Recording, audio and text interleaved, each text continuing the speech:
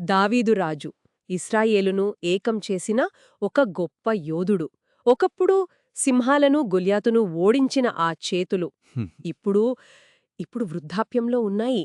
ఎంతగా అంటే ఎన్ని బట్టలు కప్పినా అతనికి వెచ్చదనం కలగడం లేదట.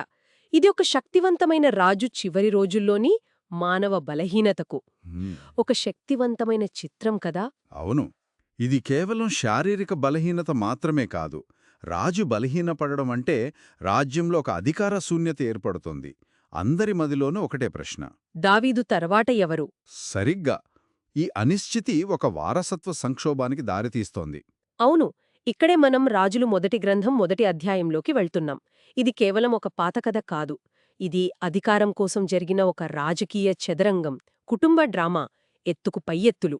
మన ముందున్న ప్రశ్న ఏమిటంటే, అందరూ అనుకుంటున్నట్టు సాంప్రదాయ వారసుడు అదోనియా కాకుండా సొలొమోను ఎలా రాజయ్యాడు? ఈ వారసత్వాన్ని ఎవరు ఎలా మార్చేశారు? పదండి, ఈ రాజకీయాన్ని లోతుగా విశ్లేషిద్దాం. హ్మ్. హ్మ్. హ్మ్. సరే, ముందుగా మనం అదోనియా గురించి మాట్లాడాలి. ఇతను దావీదు నాలుగవ కుమారు. అమ్నోను, అబ్షాలోం లాంటి అన్నలు చనిపోవడంతో టెక్నికల్గా ఇతనే ఇప్పుడు పెద్దవాడు. గ్రంథం ప్రకారం అతను చాలా అందమైనవాడట. దావీదు అతన్ని ఎప్పుడూ కనీసం నువ్విలా ఎందుకు చేస్తున్నావు అని కూడా అడగనంత గారాబంగా పెంచాడట. ఆ గారాబమే అతనిలో ఒక రకమైన అంటే హక్కు భావనను పెంచింది. సింహాసనం నాదే అని అతను గట్టిగా నమ్మాడు. నమ్మడమే కాదు, దాన్ని చూపించడానికి కూడా సిద్ధపడ్డాడు. అవును, రథాలను, గుర్రపు రౌతులను, తనకు ముందు పరిగెత్తడానికి 50 మందిని ఏర్పాటు చేసుకున్నాడు. ఇది నేను సిద్ధంగా ఉన్నాను, నేనే తర్వాతి రాజు అని బహిరంగంగా ప్రకటించడం లాంటిది. ఇక్కడ నాకు సందేహం. సాంప్రదాయం ప్రకారం పెద్ద కుమారుడే కదా రాజవ్వాలి. అలాంటప్పుడు అదోనియా చేసింది సరైనదే అనిపిస్తుంది కదా. అతను తన హక్కు కోసమే పోరాడుతున్నాడా? మంచి ప్రశ్న. ఆ కాలంలో పెద్ద కుమారుడికి ప్రాధాన్యత ఉండేది, అది నిజమే. కాని అది తిరుగులేని నియమం కాదు. ఓ, అలాగా. అవును, అధికారంలో ఉన్న రాజు ఎవరిని ఎంచుకుంటే వారే వారసుడు. అంటే దేవుడు ఎవరిని ఎంచుకుంటాడో రాజు వారిని నియమించాలని ప్రజలు నమ్మేవారు. అదోనియా సమస్య ఏమిటంటే అతను తండ్రి నిర్ణయం కోసం ఆగలేదు, దైవిక ఆమోదం కోసం ఆగలేదు. తనంతట తానే నిర్ణయం తీసుకున్నాడు. కరెక్ట్. అంటే అతను రాజు నిర్ణయాన్ని ధిక్కరించడానికి సిద్ధపడ్డాడు. మరి అతనికి అంత ధైర్యం ఎక్కడ్నుండొచ్చింది? ఎవరైనా మద్దతిచ్చారా? అక్కడే అసలు రాజకీయముంది. అతనికి ఇద్దరు చాలా శక్తివంతమైన వ్యక్తుల మద్దతు దొరికింది. ఎవరు వాళ్ళు? మొదటి వ్యక్తి సైన్యాధిపతి యోవాబు, దావీదు సైన్యాన్ని దశాబ్దాలుగా నడిపించినవాడు. ఓ, యోవాబు. రెండో వ్యక్తి యాజకుడైన అబ్యాతారు, ఒక ముఖ్యమైన మతనాయకుడు. అంటే మిలిటరీ మరియు మతపరమైన అధికారం రెండూ అతని వైపు ఉన్నాయి. ఒక్క నిమిషం. యోవాబు దావీదుకు అత్యంత నమ్మకమైన సైన్యాధిపతి కదా. అతను దావీదును కాదని అదోనియా వైపు ఎందుకు వెళ్లాడు? ఇది నమ్మశక్యంగా లేదు. పైకి చూస్తే అలాగే అనిపిస్తోంది, కానీ వాళ్ల మధ్య సంబంధాలు కొంతకాలంగా సరిగ్గా లేవు. దావీదు మేనల్లుడు అబ్షాలోమును చంపినందుకు దావీదుకు యోవాబుపై కోపం ఉంది. బహుశా దావీదు తర్వాత సొలొమోను లాంటి శాంతికాముకుడు రాజైతే తన పవర్ తగ్గిపోతుందని యోవాబు భయపడి ఉండవచ్చు. అంటే ఇది భవిష్యత్తులో తన స్థానాన్ని కాపాడుకోవడానికి వేసిన ఎత్తుగడ. ఖచ్చితంగా. మరి యాజకుడైన అబ్యాతారు సంగతేంటి? అతనిది కూడా దాదాపు అలాంటి కథే. రాజ్యంలో ఇద్దరు ప్రధాన యాజకులున్నారు, అబ్యాతారు, సాదోకు. కొంతకాలంగా దావీదు సాదోక్కుకు ఎక్కువ ప్రాధాన్యత ఇస్తున్నాడు. అబ్యాతారు ప్రభావం తగ్గుతోంది. అదోనియా రాజు అయితే తన పాత గౌరవాన్ని తిరిగి పొందవచ్చని ఆశించి ఉండవచ్చు. అంటే ఇది కేవలం అధికార మార్పిడి కాదు, పాతతరం నాయకులు తమ ఆధిపత్యాన్ని నిలబెట్టుకోవడానికి చేస్తున్న పోరాటం కూడా. సరిగ్గా అర్థమైంది. ఈ మద్దతుతో అదోనియా ఏన్రోగెల్ దగ్గర ఒక పెద్ద విందు ఏర్పాటు చేసి రాజకుమారులను, రాజు సేవకులను పిలిచాడు. ఒక రకంగా ఇది అతని పటాభిషేక వేడుకలాంటిది. అవును. అయితే అతను ఎవర్ని పిలవలేదు అనేది అదే అతని వ్యూహంలో అతిపెద్ద తప్పు. అతను ప్రవక్తైన నాథానను పిలవలేదు, ఓ, యాజకుడైన సాదోకును పిలవలేదు, దావీదుకు అత్యంత నమ్మకమైన సైనికుడు బెనాయాను పిలవలేదు, మరి అందరికంటే ముఖ్యంగా తన సొంత సహోదరుడైన సొలొమోన్ను పిలవలేదు. అంటే రాజుకు అత్యంత విధేయులైన వారిని, రాజు యొక్క ఇన్నర్ సర్కిల్ను పూర్తిగా విస్మరించాడు. అవును, ఇది అతని అతి విశ్వాసాన్ని చూపిస్తుంది. ఈ విషయం దావీదు అంతఃపురంలో ఉన్నవారికి తెలిసినప్పుడు అక్కడ కలకలం రేగి ఉంటుంది. ఇక్కడే కథలోకి ప్రవక్తైన నాథాను, సొలొమోను తల్లి అయిన బత్షెబ వస్తారు. అవును. అదోనియా చేస్తున్నది ఒక తిరుగుబాటు అని నాథాన్ గ్రహించాడు. అతను సమయం వృధా చేయలేదు. నేరుగా బత్షెబ దగ్గరికి వెళ్ళాడు. వెళ్ళి, అదోనియా రాజుగా ఏలుతున్న సంగతి నీకు తెలియదా? ఈ విషయం మన రాజు దావీదుకు తెలియదు. ఇప్పుడు నే చెప్పినట్టు చేస్తే నీ ప్రాణాన్ని, నీ కుమారుడైన సొలొమోను ప్రాణాన్ని రక్షించుకోగలవు అని హెచ్చరించాడు. ఆ మాటలు చాలా తీవ్రంగా ఉన్నాయి. ప్రాణాలు రక్షించుకోవడం అంటున్నారు. అంటే అధికారం దక్కకపోతే ప్రాణాలు కూడా పోతాయా? ఖచ్చితంగా. ఆ కాలంలో వారసత్వ పోరాటాలు చాలా క్రూరంగా ఉండేవి. కొత్త రాజు తన సింహాసనానికి భవిష్యత్తులో పోటీ ఉండకూడదని ప్రత్యర్థులను, వారి కుటుంబాలను కూడా నాశనం చేసేవాడు. అవును. కాబట్టి నాతాను హెచ్చరికలో అతిశయోక్తి లేదు. అది ఆనాటి కఠోర వాస్తవం. అప్పుడు నాతాను ఒక ప్లాన్ చెప్పాడు. బత్షెబ ముందుగా రాజు దగ్గరకు వెళ్ళి, రాజా, నీ తరువాత నా కుమారుడు సొలొమోను రాజవుతాడని నువ్వు ప్రమాణం చేశావు కదా, మరిప్పుడు అదోనియా ఎందుకేలుతున్నాడు అని అడగాలి. ఆమె మాట్లాడుతుండగానే తాను లోపలికి వచ్చి ఆమె మాటలను ధృవపరుస్తానని చెప్పాడు. ఇది ఒక అద్భుతమైన రాజకీయ ఎత్తుగడ. వారు దావీదుకు చేరే సమాచారాన్ని కంట్రోల్ చేస్తున్నారు. ఇద్దరు నమ్మకమైన వ్యక్తులు ఒకే విషయాన్ని ఒకరి తరువాత ఒకరు చెప్తే దాని ప్రభావం చాలా బలంగా ఉంటుంది కదా. నిజమే. ఒక అత్యవసర పరిస్థితిని సృష్టిస్తున్నారు. రాజా, నీకు తెలియకుండానే తిరుగుబాటు జరుగుతోంది, నువ్వు వెంటనే స్పందించాలి అని. అవును, ఒత్తిడి తెస్తున్నారు. ఇక్కడ నాకో సందేహం. దావీదు నిజంగా సొలొమోనుకు ప్రమాణం చేశాడా? లేక ఇది నాతాను, బత్షెబ కలిసి వృద్ధాప్యంలో ఉన్న రాజు బలహీనతను వాడుకుంటున్నారా? ఇది కొంచెం మోసంలా అనిపించడం లేదా? ఆహా, ఇది చాలా కీలకమైన ప్రశ్న. బైబిల్లో ఈ ప్రమాణం గురించి ఇంతకుముందు ఎక్కడా ప్రస్తావించలేదు. అయితే కథనం ప్రకారం అది నిజమే అనిపిస్తుంది. ఒకవేళ అది అబద్ధమైతే దావీదు నేనెప్పుడు ప్రమాణం చేశాను అని అడిగేవాడు. సరిగ్గా. కాని అతనలా అడగలేదు. బహుశా అది వారి మధ్య వ్యక్తిగతంగా జరిగిన సంభాషణ కావచ్చు. ఏదేమైనా ఆ ప్రమాణాన్ని ఒక రాజకీయ ఆయుధంగా వాడుకున్నారు. సరే, ప్లాన్ ప్రకారం బత్షెబ దావీదు దగ్గరికి వెళ్ళింది. ఆమె వాదన చాలా పర్సనల్గా ఉంది.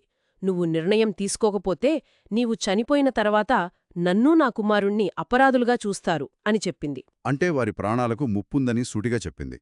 ఆమె మాట్లాడుతుండగానే నాతాన్ లోపలికి వచ్చాడు. అతను ఏమీ తెలియనట్టుగా మరింత రాజకీయంగా మాట్లాడాడు. ఎలా? రాజా, నీ తర్వాత అదోనియా రాజవుతాడని నువ్వు సెలవిచ్చావా?